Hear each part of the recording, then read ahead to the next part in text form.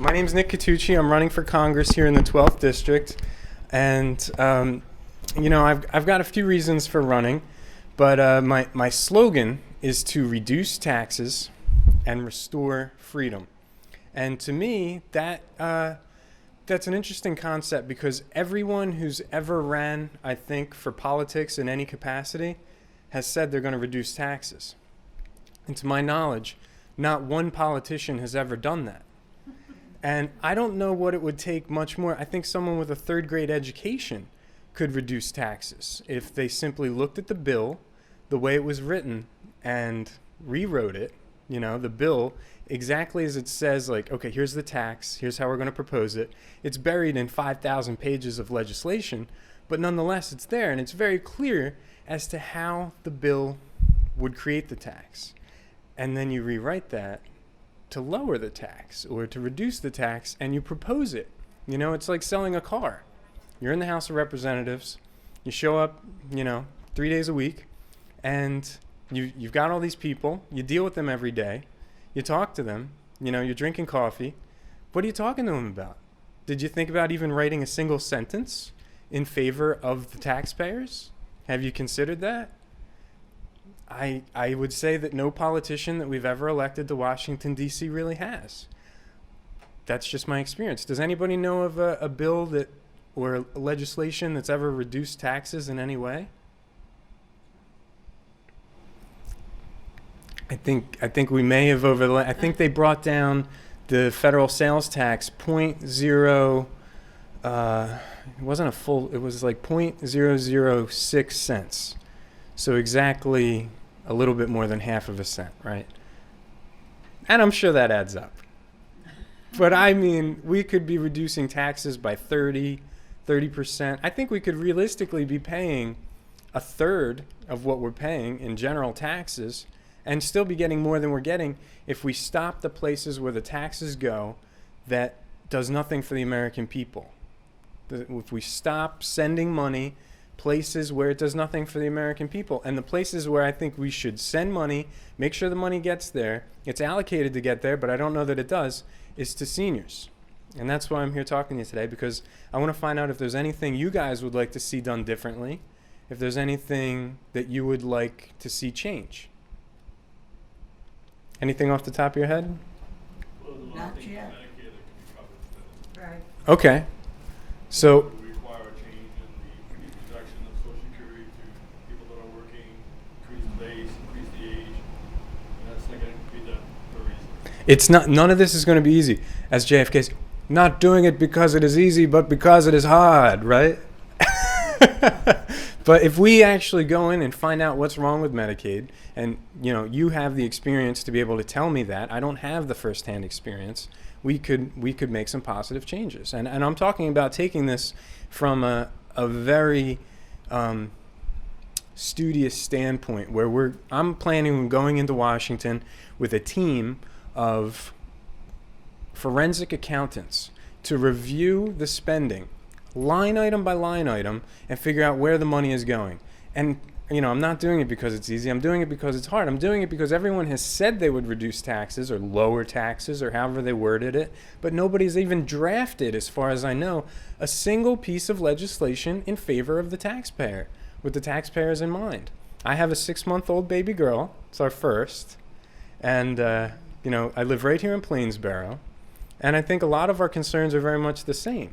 I think a lot of the reasons that I'm running would be the reasons that anyone in this room would want to run or see something change. And I want to be the best representative that you've ever had. I want to be someone that you can call on the phone or send an email or a text message and say, hey, this is going on. And that day, I will address it and I will see what we can do. And if we can meet up for a cup of coffee and start drafting legislation, that's the first step, right?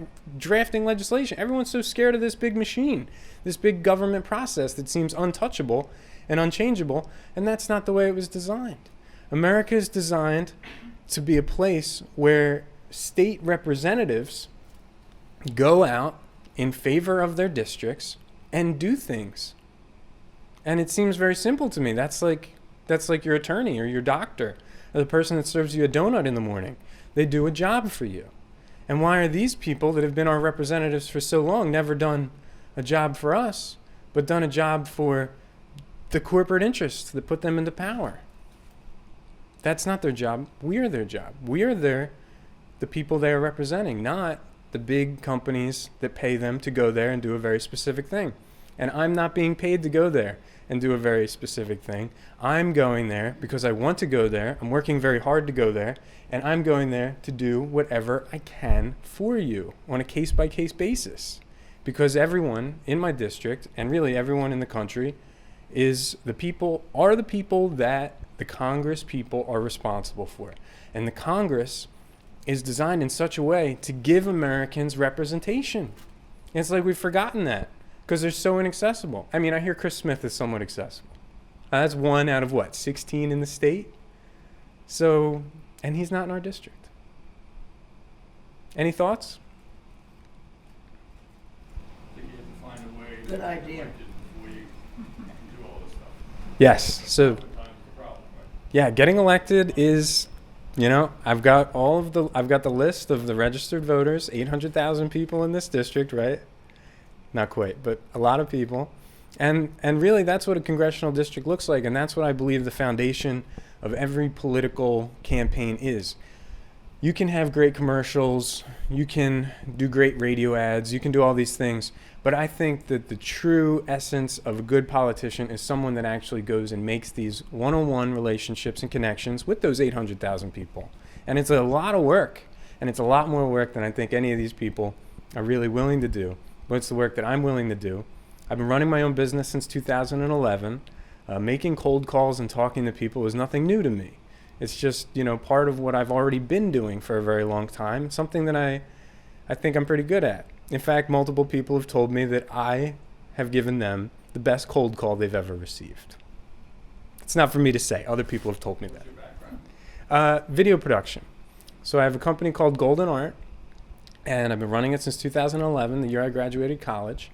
And I do promotional videos, commercials, TV commercials, web videos, instructional video, that kind of thing. But it's interesting because I've gotten to go into all these fields, lawyers, doctors, dentists, chiropractors, do all these things, meet all these people, and learn so much.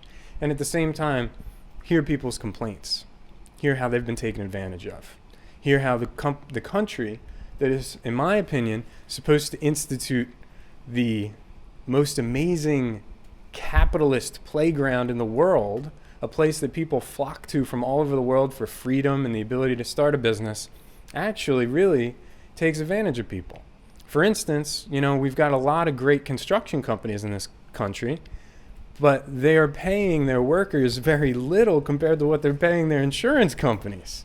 And that doesn't seem right to me. I understand there's risks associated, but how come an insurance company is making 3 times more money than the company's making? How come an insurance company is making a whole lot more than any employee is making, or even if you divide the amount that the insurance company is making versus how much the employees are making, the insurance company is still making 3 times as much. And I can tell you that's across the board, because we look at the global numbers for dollars and cents. The securities, which is what the insurance companies are considered, are 3 times. They have 3 times total global wealth more than the next biggest group, which would be healthcare. So you're looking at even healthcare. As much money as they make, insurance companies make 3 times more. So at the best case scenario, the insurance company is making 3 times more than anyone else. Contribute that to commercial insurance or life insurance or health insurance? Liabilities, I would say. People building skyscrapers and that kind of thing. Really, anytime anyone does anything, doctors, anytime someone has to protect themselves, they basically have to pay 3 times more than they're making to do it. That's the way the system's set up. Change that structure to minimize their profits. Rewrite the legislation, right? This is all just legislation. Really, we've seen this country has printed, I think the omnibus was 26 trillion, and then there were 3 bills about that size over the last year and 3 months. So that is more money that we've created in the last year and 3 months than the United States has had from 1776 to 2020. But that was just to give people money. That was money. So what I'm talking about now is the inflation. So that created this massive inflation, 13.1% in the month of February. We haven't heard what it's going to be yet in March, or I haven't anyway. But I know 13.1% was like the 20th of February. We already knew that's what inflation looked like for that month. So this is, I mean, that's the biggest inflation number ever. And I'm bringing this home here. But the problem we have is we've proven that the American dollar is still the strongest thing on earth, because we've actually inflated the entire planet's economy. We have inflation going on all over the world. India, China, Ukraine. Of course, that's a whole nother deal what's going on in Russia. But we've inflated the entire planet's economy. And people say, oh, the American dollar is second to the yen or whatever. No, not true. The American dollar is still so strong that we printed too much of it, and we actually made it hard for every person on the planet financially as far as what they can get for their currency. So it's quite an accomplishment. I mean, it's like, oh yeah, all right, the dollar's still up there. It's a horrible way to find out, but we found it out. We found it out, proof positive, that the American dollar is the most powerful bill on the planet. So we printed way too much of it. We've inflated the entire planet, but this legislation is all built on top of the Constitution of the United States. And the Constitution of the United States allocates many things. You know, taxation is not unconstitutional. A lot of things that the country is doing is not unconstitutional. None of the loopholes are unconstitutional, but the legislation that has been written that creates the loopholes and creates the printing of money and creates the relationships that everyone has with their insurance company is all changeable and amendable, and things that we can take a look at the way it was written. This is a way to do it because it's hidden in mountains of legislation, right? We have to look at how it was created, take that exact wording, and rewrite it to fix the problems. And, you know, our previous president recently said in an interview a week and a half ago, 2 weeks ago, everything is fixable. And that's powerful when we've got a whole country full of people who, the more they investigate, the more they spiral and get depressed and think, oh my God, oh, these problems are all around us and there's nothing we can do. Yeah, they're all around us and there's absolutely something we can do. And that's why I'm running. I feel like I've been watching fools run our country my entire life, 32 years, and with few exceptions, they don't have our best interests in mind.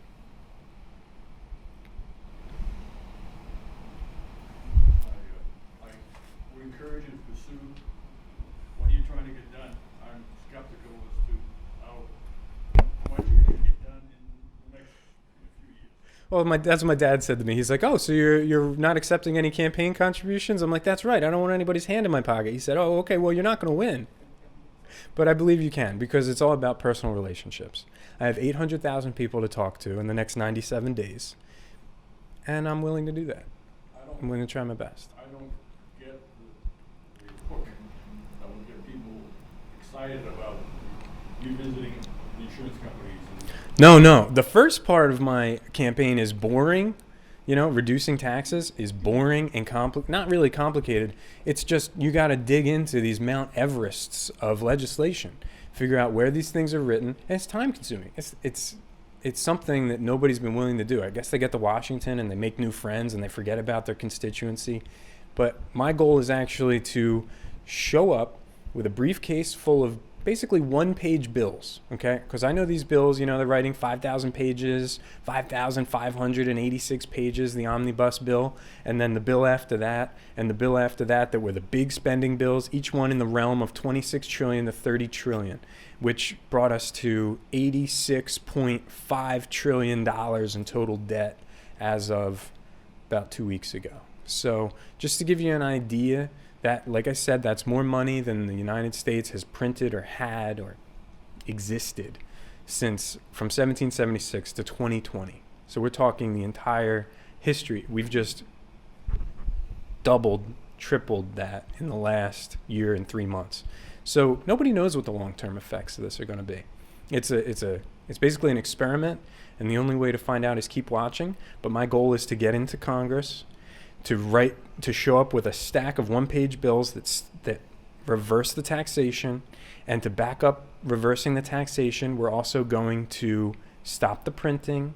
We're going to figure out where the wastefulness is taking place, and we're going to stop it. We're just going to go through. And I know I'm only one man out of 436 Congress people, but I have the ability to stop bills. Anyone in Congress has the ability to show up maybe with a full stomach and stand there and read these bills out loud. Just say, hold on, let's dive into this. Let's see what we're getting the taxpayers into. Stand there until you're the last person in the House of Representatives. They don't have a big work ethic like me. So, You have to get Nancy to allow you to get up there and talk. well, yeah, I think you're only allowed to do 5 minutes. But I heard that in this country, a public defender will be appointed for you if you do get arrested for doing something crazy like that. And that's something I'm willing to test out. Does anyone have any questions or any ideas? Aside from working at this, when you're not working doing this, are Mhm. you involved with any other politics and politicians? I've had a lot of political clients. That's what really gave me the gusto to feel like I was ready to do this, because I've worked with candidates for Congress. I've worked with candidates for governor here in New Jersey. I've worked with candidates for state. Actually, I helped get Ed Durr elected. I was knocking on doors with him in Glassboro, New Jersey. Was that your major in college? In college, I went to school for Political science? TV and radio communication. Yeah, but my roommate went to school for political science. We still keep in touch, and he's moving a lot of things in Florida with legislation. Had a meeting with Ron DeSantis a couple weeks ago. So most of mine is not really in school education, but in-person education, because I've had so many political clients. Actually, I think I worked on my first political campaign. I was handing out flyers when I was 6 years old for a guy running for a committee in my town in South Jersey. So, real-world experience. Background. Yes, I've seen all the mistakes, right? I've seen all the mistakes that people make, and I think you just keep it simple. This is a representative position. You don't have to be creative. I have a few of my own ideas, but I'm here to represent the people's ideas. I'm here to do what's best for the taxpayers, what's best for the people in our district.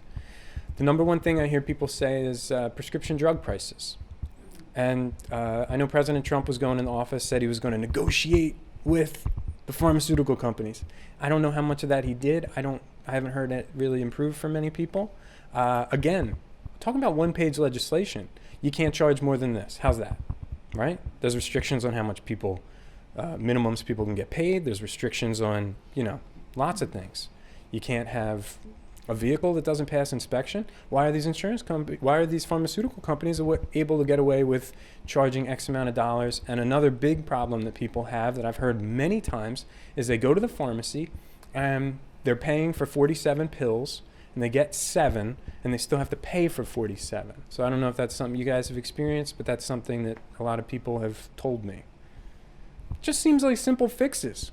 Write the legislation. It could be 3 paragraphs, right? And be pretty thorough. And then propose it. So that's the goal here. And, I'm happy to sit down with people and attempt to start this process based exactly on their specific problem that they're facing. Just put pen to paper and start creating legislation. Happy-go-lucky, 3rd grade level, simple English legislation. Not something that people have to spend a year trying to figure out what does this bill say. Something that someone could read in 2 minutes. These glasses? Yes, happy-go-lucky. Yes. Oh, by the way, if you didn't already get a pair of sunglasses, I've got some sunglasses back here. I just got back from Nashville yesterday. I was working down there, so I figured I'd bring home some souvenirs. I don't know if that's legal. People have told me it might be illegal, but I'm pretty sure Donald Trump was throwing out T-shirts at his rallies, so I think it's legal. Or, again, I will simply obtain the services of a public defender. Thank you for all coming and listening to me speak. I really think that this nation is designed to have 2 parties so that there's 2 candidates on the ballot for people to choose from. It's not designed to have 2 parties to divide and destroy the nation. There's something that we used to say when pledge allegiance to this flag that indivisible, right? Americans under God, indivisible. So let's get back to that. Let's be indivisible. Thank you guys so much. Thank you. Appreciate you coming to hear me. God bless America. God bless America. Thank you. Appreciate it.